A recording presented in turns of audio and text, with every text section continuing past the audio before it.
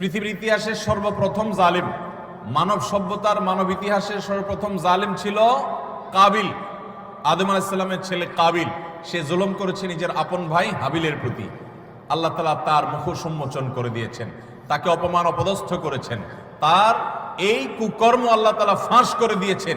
এটি ছিল আল্লাহর পক্ষ থেকে তার জন্য দুনিয়ার শাস্তি, আখিরাতের শাস্তি তো আছেই। পৃথিবীর ইতিহাসে বহু জালিম গিয়েছে। নমরুদ জুলুম করেছে, আবু জাহাল জুলুম করেছে, উতবা সাহেবা জুলুম করেছে, অনেক পরাশক্তি জুলুম করেছে।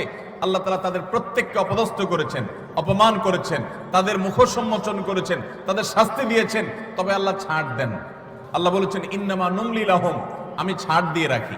ইন্না কাইদি মাতিন, ছাড় দেওয়ার পরে যখন ধরি, সে ধরাটা হয় বড় শক্ত, সেটা থেকে বাঁচার কোনো উপায় থাকে। জুলুম এমন অপরাধ, কোন মুসলমান যদি কোনো হিন্দুর প্রতি জুলুম করে, কোন নামাজি মানুষ যদি কোনো বেনামাজির প্রতি জুলুম করে, কোন ধার্মিক মানুষ যদি কোনো অধার্মিক মানুষের প্রতি জুলুম করে, তারপরও আল্লাহ তাআলার সাহায্য ওই মাজলুমের প্রতি থাকে, হোক সে অমুসলিম, হোক সে অন্য ধর্মের মানুষ। কারণ জুলুমকে আল্লাহ কখনো সহ্য করেন